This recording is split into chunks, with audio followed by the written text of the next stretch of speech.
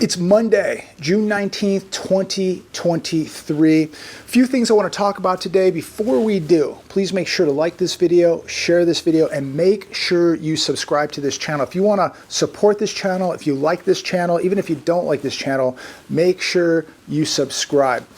Now, I want to get right into a few things today. The first thing I want to start with is a story that I have been following the last couple days, and it is really sad, and it's another reminder to you, to myself, that we really have to use and exercise situational awareness when we are out with our families, by ourselves, with our pets. A very tragic story here that took place last week in Venice Beach, California. A woman was walking her 15-year-old Yorkie. His name is Bart, and most of you know I have a very soft place in my heart for animals, especially dogs. Love Yorkies, love all dogs, pit bulls, love them all.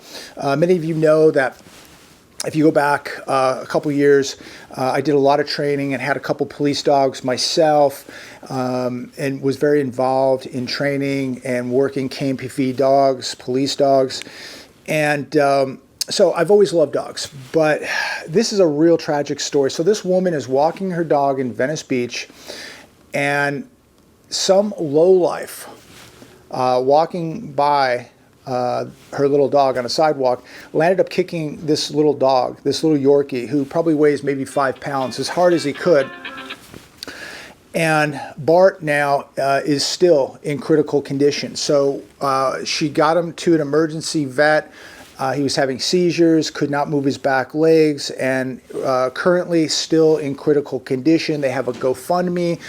They've raised a large amount of money to take care of Bart. I don't know if he's going to survive, but it just is unbelievable what we are witnessing take place on the streets of America. What kind of garbage would kick a little dog like that and literally kill it? And you know, there's a very good chance that this little dog does not survive. And this woman, her heart is just shattered. And I will admit to you right now, to all of you right now, I would probably be in prison today. I probably would not be making videos any longer. I would probably be in prison if that had occurred to one of my pets. They did catch this loser. Some good people chased him down and held him down till police arrived. So thank God for that. But nothing's going to make up for the damage that has been done. And so, you know, it's a sad, horrific story, but it's, again, another reminder, and we have to pay attention to this stuff, that when you're out, anything can happen. You could be walking your dog. You could be walking your little kid. We've already seen mothers, I think it was in Chicago, that were being attacked with knives, walking their babies in a stroller. Some psychopath was running around trying to stab mothers while they're with their little infants in strollers. I believe that was in Chicago a couple weeks ago. But again, it's another sad reminder of the world we live in. And it's not just about going, oh, I'm prepared because I have some silver, I have some barterable items, and you know, I'm waiting for the collapse. What we are seeing right now breaking apart in society should be a wake-up call to every one of you to be alert, to be awake, not to be staring at your phone all day, walking around like a zombie, to make sure that you have some type of self-defense, some kind of training. You do not want to just be a statistic here, ladies and gentlemen. So, you know, if you have a minute today or tonight, please say a little prayer for Bart, the 15-year-old Yorkie that was savagely attacked by some low-life piece of garbage.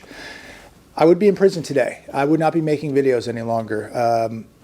Unbelievable. But say a prayer for Bart, and we'll pray for the best. But switching gears, let's talk about China for a minute here. You know, we're seeing more and more of China in the news today. And in the last few months, really, it's China, China, China, China. And we have a lot of people that just say, well, you know, we're going to stand up to China. We're going to show them. We'll just stop buying products from them. And I don't think people realize the power of China now. Fox Business Today. One of the hosts on Fox Business Today said that China's economy is weak. Let me ask all of you this. If China's economy is weak, what is America's economy? Last year, China produced 54% of the world's concrete. They've built super cities. They have the biggest military on planet Earth now. They have the 4 biggest banks on planet Earth. They hold 20,000 tons of physical gold. Their citizens hold 18,000 tons of physical gold. They are in talks with Iran, Saudi Arabia, France, Mexico. They're in Africa right now, digging up raw minerals all over the place. They're in Afghanistan, digging up minerals. They're all over the world cutting deals, ladies and gentlemen, and we're going to sit here and say, well, we're just going to stop doing business with them. They will just stop sending pharmaceuticals, plastics, metals. They will stop sending cheap goods to America. They would destroy America now economically by just cutting us off. Just think about the pharmaceuticals that are coming from Asia that would no longer come to America. How many people need their cancer medicines, their heart medicines, penicillins, antibiotics? This stuff is all coming from over there, ladies and gentlemen. There would be no Walmart. There would be no Target. There would be no Kohl's. There would be nothing tomorrow if China said game over. They're too powerful, and yet we have people on the television saying, well, we're going to teach them a lesson. We're going to show them. No, unfortunately, it's too late for that.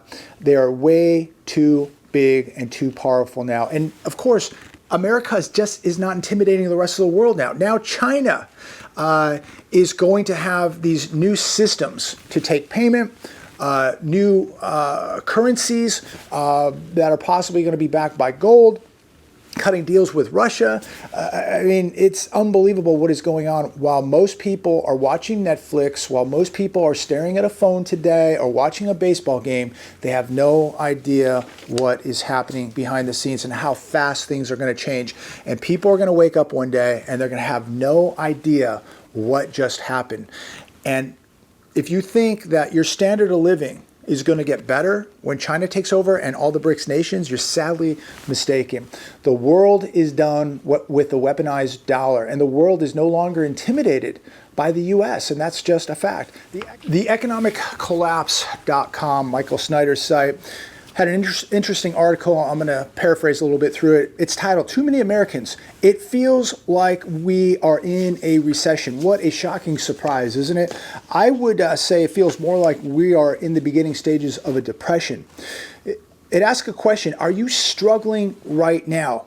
If you are, ladies and gentlemen, you are not alone. There are millions of people right now in the U.S. who are struggling. There are people now who are going to food banks who have never been to a food bank before, who are still working, who have cars, who have homes. They're going to food banks because they cannot afford to buy food.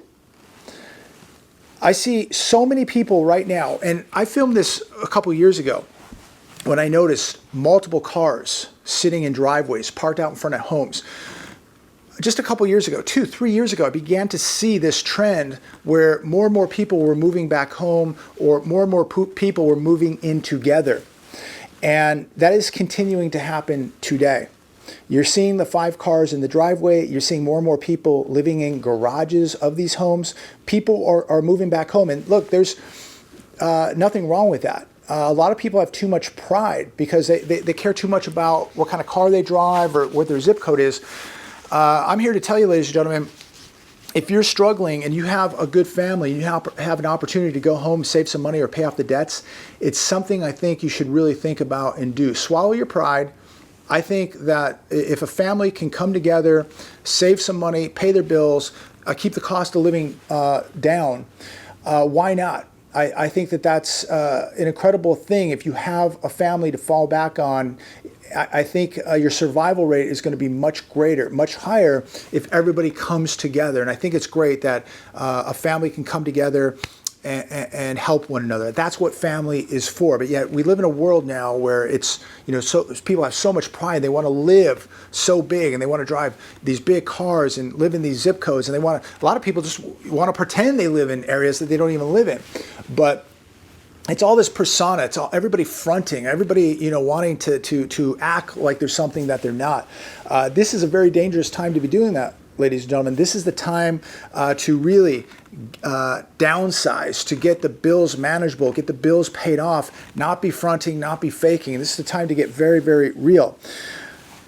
Yet, right now, the television says, hey, everything's okay with the economy. We have politicians, we have people on these financial channels, these business channels, that still cannot even admit that we are in a recession right now. We have people, households, making $60,000, $70,000 a year, and they're struggling because their bills are going up so fast. You know, if you were making $60,000, $70,000 per household 5 years ago, you were all right. You were doing okay. Now, gas prices are up, food prices are up, car insurance is up, medical insurance is up, taxes are up, everything's going up. And so people are getting very, very squeezed. And how much can you squeeze before there's no juice left to squeeze out of the lemon? And that's the question. People are squeezing as much as they can. They're cutting out as much as they can, but you can only cut out so much. And then what? What happens when there's nothing left to cut? In the article, it was saying people were switching to budget phone carriers. People buying cheap TV dinners now. People aren't throwing bread away, they're freezing it. And then you have to think about what happens when you have a little bit of an emergency. You need a root canal. What is that? $1,500? You got to have a tooth pulled. $300, $400, $500. These little things that happen in life, right? And they usually happen at the worst possible time. And we have a country now where most people don't even have $400 saved up. And now you need a root canal. You need to have a tooth pulled. You got to go to urgent care and get 10 stitches. And people are just completely broke now. And we live in a time now where people are spending, I think on average now in America, 39.9% of people's income is going to pay their mortgage. Very, very dangerous. One accident away from big, big trouble. But that's where we're at. And there's just nothing left in the paycheck at the end of the week. People cannot save money. And if they can't save money, they can't build up a cash reserve. And it just takes one little accident, one flat tire, and now they're in trouble. And here we are heading into a depression, one that has already begun. We haven't even begun to see the rough times, ladies and gentlemen. That's the scary thing here. That's the concerning thing. We haven't even seen big trouble yet. What are people going to do when we begin to see big trouble? They're not prepared. They don't have any money saved up. They don't have assets. They're living paycheck to paycheck. They can't save anything. Nothing to fall back on. This is extremely dangerous. If you're working right now and maybe you're working some side hustles, I mean, my advice today is put as much cash away that you can, get your debts paid down. There's no reason to buy gold or silver if you don't have any money. First off, get some cash saved up, get some security. First off, I mean, security, number one asset. Get some security, save up some cash, put some food and water away. When you start covering those bases, then you can, start beginning to start putting some gold and silver away. But it isn't about like, oh, I'm going to just take my credit card and go run up the bills and buy some silver. So you're going into debt to buy silver, and you're going to have this huge monthly payment servicing this debt. That doesn't make any sense. Get your debts paid down. Get some cash put away. Make sure you have the things that are going to be the most important, starting with security, food, water, having cash put away, having barterable items, having a tourniquet, having a medical kit, having a trauma kit. These are the things that are going to be the most important. Then get yourself some gold and silver. Student loan repayments could slam big name retailers this fall. Here comes more financial shock to the U.S. economy, ladies and gentlemen. The average borrowers of this debt, I've seen different numbers. I've seen it as low as $200 But mostly what I'm seeing is it's anywhere from $300 to $400. That's on average. Some people are going to have a higher debt per person, but this is going to be their monthly payment, $300 to $400 a month. That's going to be the average for people to be when they go back. I think what are we looking at? September 1st, I believe, is when they have to start paying back this college tuition debt, which they haven't paid since March of 2020. And so, according to this article in Fox Business, these people are not going to be able to go out and shop at the retailers. They're not going to be able to go to the Nordstroms. They're not going to be able to go to Foot Locker. They're not going to be able to go to Nike. They're not going to be able to go to Macy's. I mean, isn't that sad? But isn't that really a slap in the face to everybody that these people wanted a bailout, yet what were they doing for 3 years? What, were they just sitting at home at their parents' house? Were they working? Did they have a part-time job? But apparently they were still shopping. They were still going to the Gap. So now they're not going to be able to do that. So should we feel sorry for them? Do I feel sorry for the big retailers? No, I don't. This is the real world, and these people need to pay their debt. And I'm not going to worry about the Gap. I'm not going to worry about Nike. I'm not going to worry about Nordstrom's. I'm not going to worry about these people. They need to pay their debt back. They signed on the dotted line. They agreed to the obligation. Pay your debts back. I don't want to pay your debt. Another article today from The Hedge. U.S. national debt hits all-time high of $32 trillion. It's now over 32. It's $32.04 trillion. We can't even get through a fiscal year now without adding another $1 trillion. Incredible. I feel sad for people who have kids, people who have grandkids, because these kids are going to take the brunt of this. There's no way out of this. I don't think we're ever going to get out of this, ladies and gentlemen. I think it gets worse, because in order to get out of it, we would have to stop borrowing money. We would have to offset all new spending. We would have to reform this broken budget that we have. We would have to bring jobs back to America. We would have to begin to produce and manufacture like we once did. I don't see us doing that. We would have to begin to make our own pharmaceuticals here instead of relying on other countries for this. And just a quick side note, you know, I know the Dave Ramsey's out there laugh at the BRICS nations. They believe that the U.S. dollar will stand forever, even though we can look at history. For thousands of years, no fiat currency ever lasted more than a few hundred years. And typically, the world reserve currency, the world reserve currency is held by a nation that is the largest producer. We are not the largest producer. China is the largest producer on planet Earth. And typically, the world reserve currency goes to the country that produces the most. That's why I believe that we're in big, big trouble. But getting back to this article, nobody is talking about stopping spending. Nobody is talking about bringing manufacturing back to America. Nobody is talking about giving people a break and cutting taxes. Nobody is talking about that. All they talk about, the politicians, is how much more we're going to have to spend. Not how much we're going to stop spending.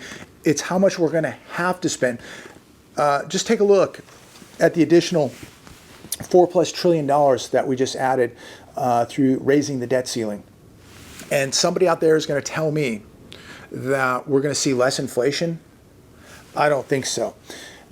These are just all the articles I was reading this morning, ladies and gentlemen, and we are heading down a very dark road here, and I don't see things improving. If things are getting better, please comment down below. Let me know where things are improving at, because I don't see it. How about this one? Another potential blow to dollar dominance. Kenyan president urges shift away from greenback in African trade. Last week, Kenyan President Samori Ruto suggested that African nations shift away from using the dollar in intercontinental trade. They don't like to be subject to a dollar environment. These countries don't like it. They want to get away from the dollar middleman. We're seeing more growing sentiment towards the reliance of the U.S. dollar. There's a lot of resentment There's a lot of countries out there that are watching what's going on, and they don't like the control that we have by weaponizing the US dollar. We've talked about this before. But again, we're seeing a growing sentiment towards the reliance of the US dollar, and more countries. And the more countries that jump on with the BRICS, the faster we're going to see the demise of the US dollar. Now, I'm not saying that the dollar is going to disappear. What I am saying is the dollar is basically going to be a third world currency. It is not going to be the world reserve currency forever, whether that's a year from now, 5 years from now, 10 years from now. At some point, it is going to lose its dominance. And the world knows it. The world is looking at countries that are producing, that are manufacturing, that have leadership, that are powerful. And they're looking at America and they don't see that. They're seeing weakness. They don't see leadership. They don't see us making anything. They just see us abusing the world by printing dollars, putting military bases all over the world, starting wars all over the world. And the world knows that if they don't do what America says, or they don't like what America is doing or disagree with America, America will just say, hey, we're cutting you off, or we're not accepting dollars, or you can't buy oil with dollars, or you can't buy food with dollars. No more dollars for you. Or maybe you have some dollars in some U.S. banks or some gold in U.S. banks, and they just say, we're going to take it. So just like Venezuela, when they lost all their gold, I believe it was the Bank of England, because they didn't like the Bank of England didn't like the government in Venezuela. So they said, well, we're going to take your gold. So don't leave your gold in a bank, ladies and gentlemen. Don't take that risk, that counterparty risk. You be your own central bank. Put your gold where you can get to it. Put your cash where you can get to it. Don't trust a bank, because, you know, just like so many people have learned, if you disagree with a government or a bank, well, they can just press a button and you can no longer access your money. I'm going to leave it there today. Have a wonderful, wonderful rest of your day. Thank you for watching. Please say a prayer for little Bart. I'm not sure if he's going to make it. My heart goes out to that little guy. It really touched me. It's so sad to see evil. It always attacks the weak and, you know, people and animals that can't defend themselves. I'm glad some people jumped in and caught this guy and held him down till the authorities got there.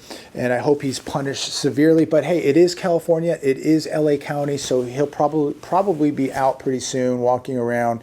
Also, he had attacked somebody with a bottle earlier in the day, hit somebody over the head with a bottle. So these are the type of people walking around on your streets in very nice areas. So be cautious, be careful. Keep an eye on your pets, keep an eye on your kids, keep an eye on your loved ones, ladies and gentlemen, and make sure that you're using situational awareness at all times. God bless every one of you. Say a prayer for this country, and like I said, say a prayer for Bart. Have a good day. God bless.